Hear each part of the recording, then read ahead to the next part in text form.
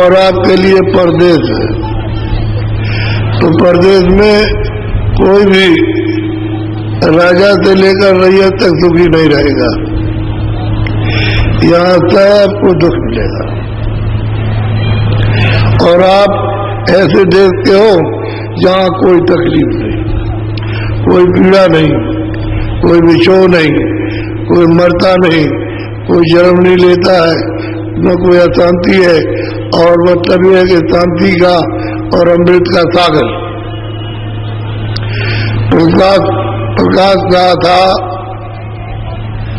भंडार, ऐसे देश के आप रहने वाले, और परदेश में आप दान में दिए गए।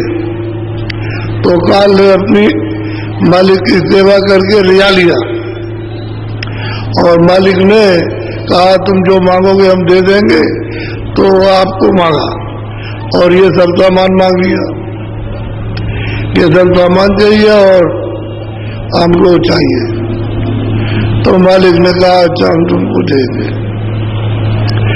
अब आपको एक बड़ा घड़ा उसका भंडार सबको पकड़ा दिया और कहा तुमको मसाला हमने तुमको यहाँ आने के पहले ही हमने दे दिया, और बाद में तुमको उतारा तो तुम अपने मसाले को मिलाना और इनको बैठा के अपना राज करो।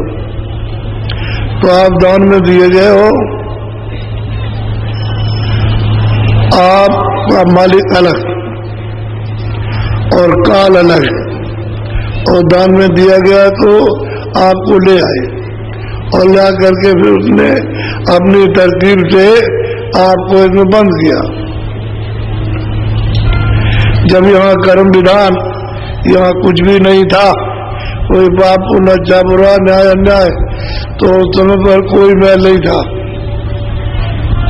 जब कोई कर्म विधान था ही नहीं तो मैल तो जमा हो गई नहीं। तो उस समय पर हम सभी लोग परदेश में आकर के सतयुग सब जोगी विज्ञानी, उस सत्य के समय में सब जोगी सब नर नारी, और आँख खुली थी कान खुले थे नाथ का, और नाम को पकड़ के चढ़ गए अपने देश में और काल के देश को देखा, काल के सामान को देखा, काल ने जो दिया उसको देखा, जो बरतने के लिए दिया उसको देखा। अब ये देखा कि यहाँ तो सुख नहीं है, यहाँ कोई रस नहीं है, अपने देश में सुख है, शांति है, आनंद है और शक्ति है, ज्ञान और प्रकाश का था सागर। वहाँ का यहाँ उसकी कोई तुलना नहीं। तो माली ने कहा था कि तुम हमारे निज नाम से जा रहे हो तो इसको छोड़ना नहीं, तो सबके सब जितने जा रहे हो दान में हमने सबको वापस ले लेंगे। आप वहाँ से आए तो जो जा चुके जाने वाले तो चले गए, लेकिन जब विधान बनाया और आपको उसने समय दे दिया कि आप चेत जाओ जाग जाओ, हमारा विधान बन गया पाप होगा अच्छे बुरे का, जो भी करेगा आप उसमें पाप का पुण्य का फल जमा होगा।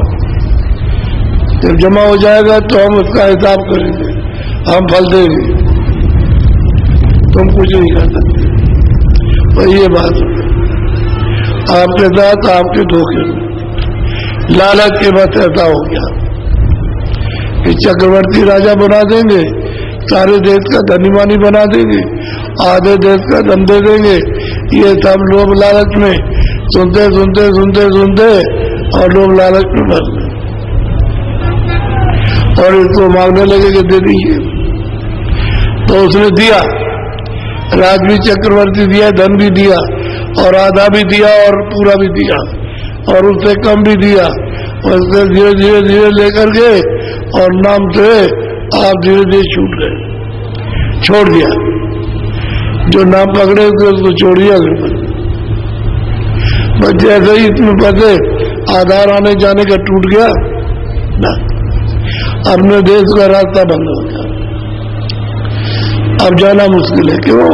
कि यहाँ कर्म करोगे और वो उसका फल देगा तो हमको देगा, तो हमको यूं नहीं देगा।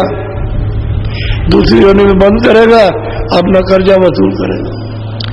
तो ये मकान आपका नहीं है, ये काल का किराए का मकान है और ले लेगा। तुमसे ये कहा कि हम तुमको रोकेंगे नहीं। दोनों आंखों के पीछे जीवात्मा बैठी है, उस जीवात्मा में एक आंख, एक कान, एक नाक, और दो आंख, दो कान, दो नाक शरीर में। तो तुम अपनी जीवात्मा को आप जगा लो और नाक को पकड़ के चढ़ जाओ, हम नहीं रोकेंगे। लेकिन हमारा कोई भी मतलब ये कर्म तुम पर निकलेगा तो हम तुमको रोक लेंगे। तो ये हो गया। अब आप उस कर्म कर्जे को करते हो, उसका ऋण ला दिया, वो मांगता है आपको दे दो, तो आपसे वसूल करेगा, उधर नहीं जाने। तो मकान लाभ करिए उसका, इसलिए उसके मकान में जीवात्मा को कोई चैन नहीं, कोई सुख नहीं मिलता, कोई आराम नहीं किसी को, तब रो रहा है। अब ये कहा कि भाई तुम भजन कर लो तो तुम्हारा ये संकट कट जाए, तो तुम उस तरफ ध्यान नहीं देते, तुम्हारी इच्छा ही नहीं भजन कर सकते। बस किसी की इच्छा है कि हमारे पास सब खत्म हो गया और हमको फिर मिल जाए, इसकी मेहनत कर रहे हो, और उसकी मेहनत नहीं करते हो जो अपना संपूर्ण धन मिल जाए और अपने महासागर में चले जाओ, सदा के लिए सुखी हो जाए, वो नहीं करोगे। वही तब तक आ गया समय तो न बच्चे को छोड़ने वाला, न बच्ची को, न जवान को, न स्त्री को, और न बुढ़े को छोड़ने वाला, और न देवी को, वो समाया और निकाल बाहर।